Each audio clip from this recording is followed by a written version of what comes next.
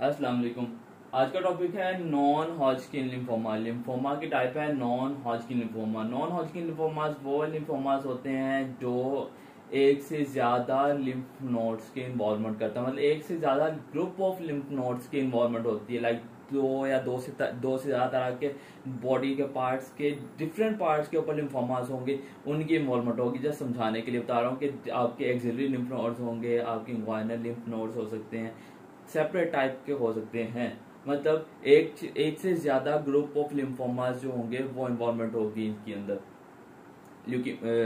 तो इसके अलावा क्या होगा कि ये नॉन कंटेजियसली स्प्रेड करेंगे और ये एप्सन बार वायरस से, most commonly Epson Barr virus and HIV and HTLV से एसोसिएटेड होते हैं ये लिम्फोमास। तो इसकी डिटेल में बता दूं कि ये बी सेल्स और टी सेल्स दोनों का लिम्फोमा होगा। दोनों सेल्स इन्वॉल्व हो सकते हैं इसके अंदर, B cells and T cells दोनों इन्वॉल्व हो सकते हैं। और HIV पेशेंट के अंदर, एड्स वाले पेशेंट के अंदर जो कैंसर की मोस्ट कॉमन कॉज है, सेकंड मोस्ट कॉमन कॉज है वो नॉन हॉजकिन लिम्फोमा है। एड्स वाले पेशेंट के अंदर सेकंड मोस्ट कॉमन कॉज जो है, most common cause of cancer is non Hodgkin lymphoma.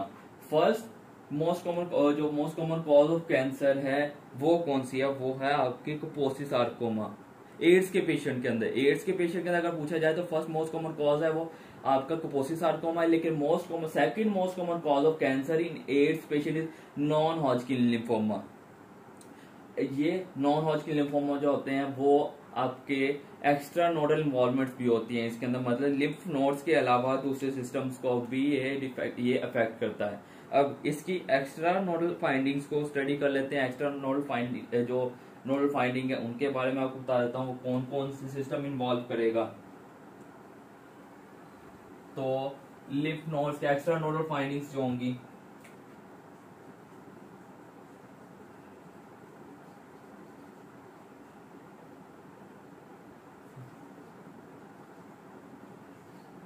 Extra nodal findings क्या होंगे, मतलब कौन कौन से सिस्टम को इन्वॉल्व करेगा ये आपका लिम्फ नोड्स के अलावा। तो फर्स्ट पे आ जाती है मोस्ट कॉमन को जो आपकी इन्वॉल्वमेंट होती है स्टमक की होती है।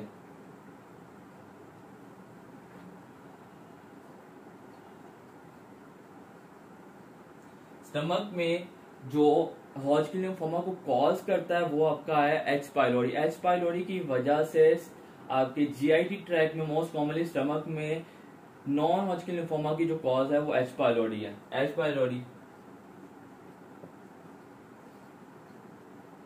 पाइलोरी उसके बाद आपके थायराइड को भी, थायराइड ग्लैंड को भी इन्वॉल्व कर सकता है। जिन पेशेंट के अंदर हाशिमोटो थायराइडाइटिस होता है उनके अंदर थायराइड ग्लैंड का हॉजकिन लिम्फोमा हो जाता है। तो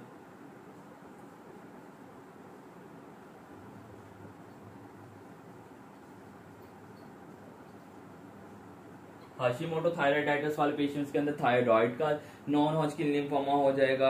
आपका इलियम के पियर्स पैचेस होते हैं, इलियम के अंदर पियर्स पैचेस होते हैं।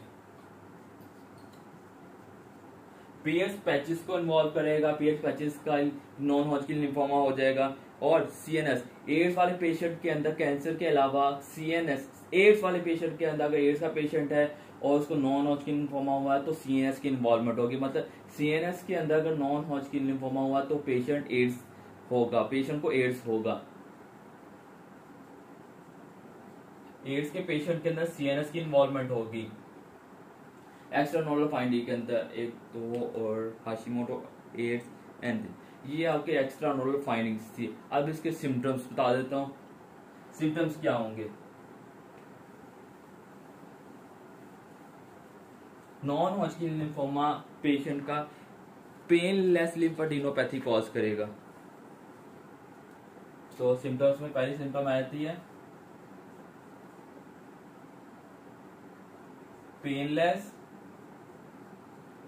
लिम्फेडेनोपैथी,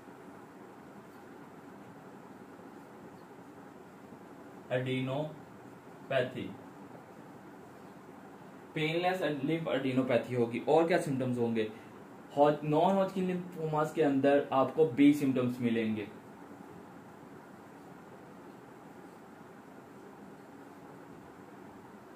अब 20 सिम्टम्स कौन से होते हैं? 20 सिम्टम्स के अंदर 4 सिम्टम्स आते हैं। एक फटीग, पेशेंट जो है थका थका रहेगा, फटीग, फीवर, आपको फीवर हो, पेशेंट को फीवर होगा, वेट लॉस होगा और नाइट स्वेट्स होंगे। Fatigue, fever, weight loss and night sweats.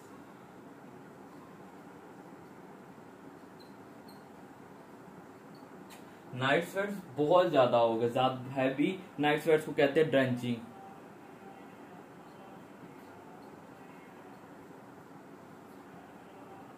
Base symptoms होंगे, पेनलेस लिम्फ एडिनोपैथी होगी। ये सिम्टम्स आएंगे नॉन हॉजकिन लिम्फोमास को। इन्वेस्टिगेशन करते हैं। इन्वेस्टिगेशन में बायोप्सी जो है वो नहीं करते, बायोप्सी करने की जरूरत नहीं होती। आपकी बोन मैरो बायोप्सी की जरूरत नहीं होती, लेकिन बोन मैरो बायोप्सी कर सकते हैं।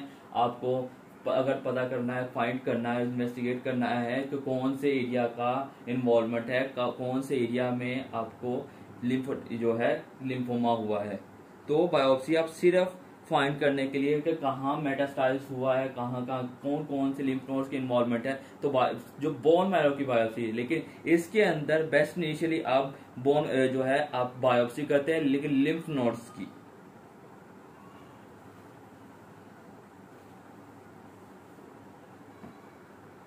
तो इन्वेस्टिगेशन में बेस्ट इनिशियल आपकी टेस्ट जो होगा वो आपकी बायोप्सी की लिम्फ नोड्स की बायोप्सी होगी। लिम्फ नोड की बायोप्सी करेंगे,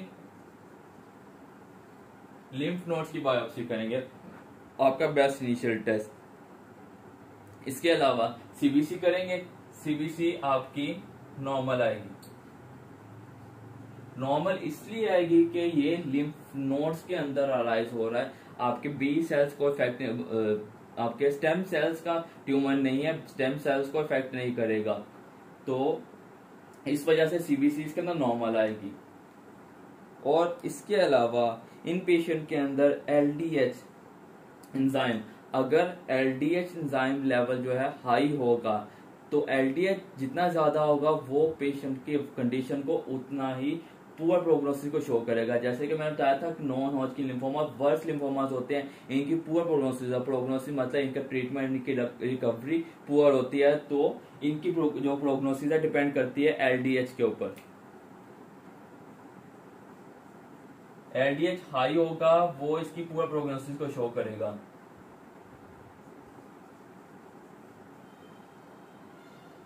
हाई एलडीएच लेवल इसकी पुअर प्रोग्नोसिस को शो करेगा। बोन मैरो की बायोप्सी करने की जरूरत नहीं है, जस्ट उसकी मेटास्टासिस को फाइंड करने के लिए कर सकते हैं। अब इसकी स्टेजेस आ जाती हैं, इन्वेस्टिगेशन और इसकी स्टेजेस, मतलब जो लिम्फोमा की जो स्प्रेड है, उसकी कंडीशन, उसके वर्स होने को कितना ज्यादा फैल चुका है, तो उसकी स्टेजेस, तो इसकी स्टेजेस करते हैं पहले, फिर उसका ट्रीटमेंट करते हैं।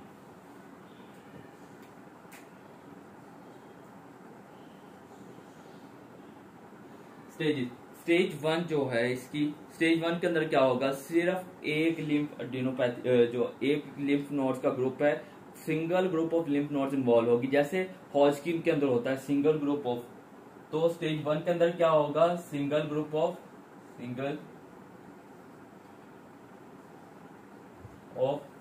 लिम्फ नोड्स इन्वॉल्व होंगे। स्टेज 2 के अंदर एक से ज्यादा इन्वॉल्व होंगे, 2 इन्वॉल्व हो सकते हैं, 3 हो सकते हैं, ग्रुप्स की बात कर रहा हूं। तो एक से ज्यादा इन्वॉल्वमेंट होगी, मतलब 2 या 2 से ज्यादा होगी, 2 और मोर हो सकते हैं। ग्रुप ऑफ लिम्फ नोड, लेकिन यूनिलेटरल इप्सिलेटरल होगी, पेशेंट के बॉडी के हाफ के एक साइड पे ही होगी, मतलब लेफ्ट साइड पे है तो लेफ्ट साइड पे ही होंगे जितने भी इन्वॉल्वमेंट होगी, इप्सिलेटरल होगी, इप्सिलेटरल या यूनिलेटरल। अब सेकंड और थर्ड स्टेज में क्या होगा, 2 या 2 से ज्यादा group of lymph nodes involve होंगे, लेकिन bilateral.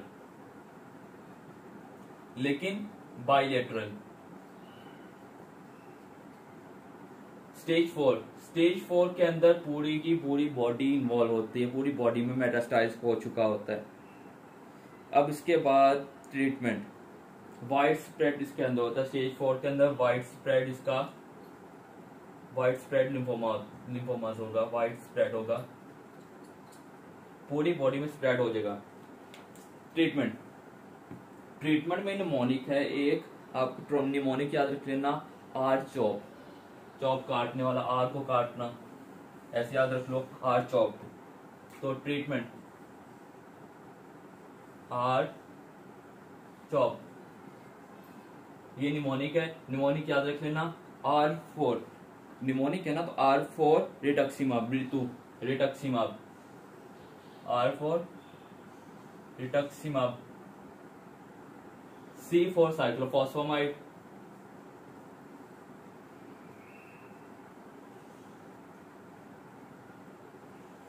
R4 rituximab, C4 cyclophosphamide, H4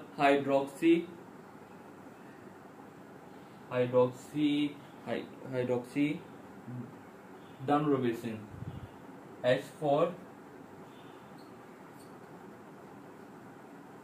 hydroxy daunorubicin, O4 ऑनकोविन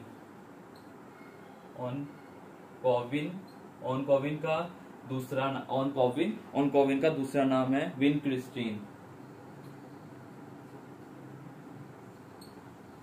और P4 स्टीरॉइड, P4 प्रेडनिसोन। जब भी हम कीमोथेरेपी करते हैं, कीमोथेरेपी है, आर चॉप जो है, कीमोथेरेपी करते हैं, कीमोथेरेपी के अंदर drug of choice, steroid of choice है वो प्रेडनिसोन यूज करते हैं। तो ये था आपका non Hodgkin lymphoma, just non Hodgkin lymphoma की डिटेल बताई, अभी मैं आपको उसका ट्रीटमेंट बताया। लेकिन अब नॉन हॉजकिन लिम्फोमा के अंदर ग्रुप होते हैं, मतलब टाइप्स होती हैं नॉन हॉजकिन लिम्फोमास की। बी लिम्फोसाइट्स बेस के ऊपर, मतलब बी लिम्फोसाइट्स की इन्वॉल्वमेंट होगी या टी लिम्फोसाइट्स की सेपरेटली, तो उनको मैं 1 बाय 1 सेपरेटली बताता हूँ। बहुत इंपॉर्टेंट है, एक type paper point of view से इंपॉर्टेंट है, तो एक टाइप करनी है नॉन हॉजकिन लिम्फोमा की। अभी तक नॉन हॉजकिन लिम्फोमा जितना किया है, अगर नॉन हॉजकिन लिम्फोमा के बारे में पूछा जाए तो वो है, लेकिन टाइप्स सेपरेटली याद रखनी है, तो सेपरेट उनकी मैं वीडियोस बनाऊंगा। तो यह था अभी तक के लिए आपका नॉन हॉजकिन लिम्फोमा।